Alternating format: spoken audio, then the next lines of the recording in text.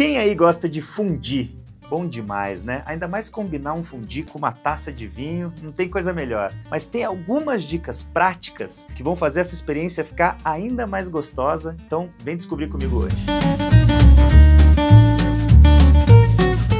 Olá, eu sou o sommelier Rodrigo Ferraz, porta-voz da Adega do Pão, e hoje o papo tá delicioso demais, né? Não tem coisa melhor para um dia mais frio que vinho e fundir. Mas tem algumas dicas que são muito importantes, porque quando a gente pensa em fundir, a gente está pensando em estilos de preparos completamente diferentes entre si. Porque pensa comigo, fundir de queijo, vai ter a questão da cremosidade, um fundir mais pesado e mais salgado. Se a gente pega um fundir de carne, aí já muda completamente. Entra a proteína, os sabores mais intensos da carne. Depois a gente pode passar para um fundir de chocolate, que aí a harmonização é outra, porque tem o dulçor e a gente também vai ter que buscar isso no vinho. Então tem alguns perfis de vinhos que vão combinar melhor. E aí a sua experiência vai ficar mais agradável no paladar, você não vai correr o risco de gerar uma desarmonização, porque você já parou para pensar nisso? Às vezes você investiu naquele vinho, aquela garrafa que você quer servir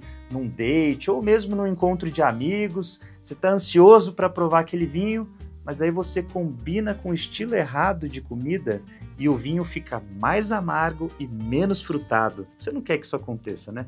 Então hoje eu tô aqui justamente para te ajudar para que isso não aconteça e a gente vai identificar os motivos, né? O porquê que cada tipo de fundir fica interessante com um perfil específico de vinho. Então, começando com um dos meus prediletos, que é o fundir de queijo. Nossa, delicioso, né? Aí a gente tem cremosidade.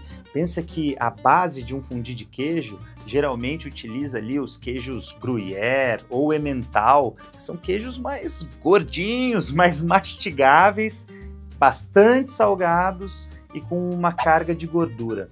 Sabe qual vinho que é o ideal para você harmonizar com isso? Isso aqui, ó, Chardonnay barricado. Para representar esse estilo, eu até trouxe um rótulo que eu acho muito interessante, feito lá na Argentina, que é o Salentine Reserva Chardonnay. Ele é elaborado numa região que se chama Vale de Uco, uma das principais lá da Argentina hoje, na produção de vinhos, e ele tem 6 meses de estágio em barricas de carvalho. E isso tem um propósito, tem um porquê. A questão da cremosidade, que eu tenho repetido aqui várias vezes no fundir de queijo, seria legal você combinar com a cremosidade do vinho. E a barrica de carvalho acaba trazendo isso. Porque pensa bem, cremosidade é uma textura que você sente no paladar. Quando você estagia um vinho, principalmente vinho da uva Chardonnay branco, em barricas de carvalho, você consegue trazer essa cremosidade também para o vinho. Então você acaba criando uma experiência extremamente agradável no seu paladar por uma semelhança de textura. Fica delicioso. Agora falando de sabores e aromas. Quando a gente tem um vinho branco desse estilo aqui, barricado, você normalmente vai sentir na sua taça aroma de fruta tropical com um toque de baunilha e um sabor mais amanteigado no paladar. Isso tudo por causa da influência da barrica de carvalho. E aí você pensa comigo, olha que legal você unir essa complexidade de sabores e aromas com os sabores do queijo. Até a questão ali da manteiga, você vai sentir sabor amanteigado no queijo e também esse sabor amanteigado no seu Chardonnay barricado. É muito gostoso, tenho certeza que você vai gostar de provar por aí. E para concluir, tem o equilíbrio da acidez, porque fundir de queijo tem bastante gordura no paladar. E o vinho vai trazer a acidez. Essa acidez causa uma limpeza. Ela tira aquela sensação forte de gordura que pode ficar na tua boca e vai fazer uma limpeza natural, porque a acidez do vinho provoca salivação. Então, aquela experiência que poderia ser mais enjoativa vai ficar agradável, mais equilibrada. Mas agora a gente vai para outro estilo de fundir, então, com licença, vinho branco. A gente vai falar agora do fundir de carne. Então entra proteína, sabor mais intenso e ainda tem gordura. Que tipo de queijo?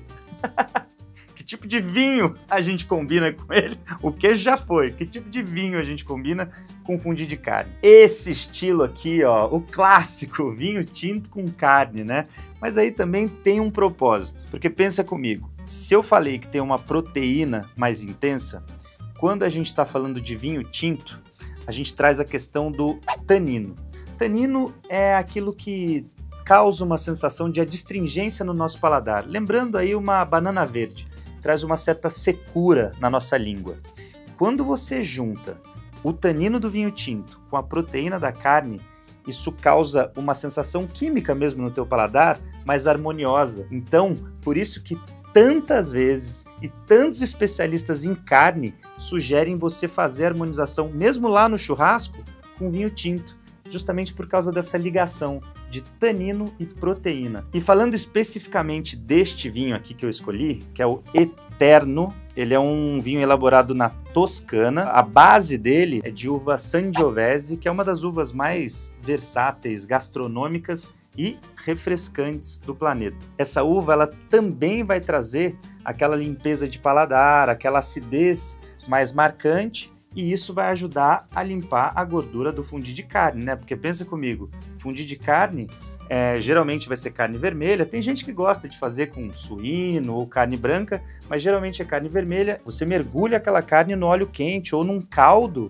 ali no recheio do fundi. Então a gordura vai estar bem presente, e para você gerar uma harmonização no seu paladar, é importantíssimo que o seu vinho tinto também traga a acidez. E para fechar com chave de ouro essa harmonização, a gente também pode considerar os aromas e sabores que a gente normalmente encontra num vinho tinto, que também teve estágio em barrica de carvalho, que são as notas de especiarias, notas mais terrosas. A Sangiovese traz muito disso. Isso vai ficar muito legal quando você combina com carnes mais condimentadas. Eu sei que tem muita gente aí que curte colocar uma pimenta, né, uma pimenta do reino, no fundi mesmo de carne, então você vai gerar uma harmonização por semelhança de aromas e sabores. E olha só, essa aí você tem que testar em casa e depois contar aqui nos comentários como ficou, porque é muito bom. E falando em fechar com chave de ouro, chegou a hora dele, né? Eu acho que é o predileto de muita gente que tá aí assistindo, que é o fundi de chocolate.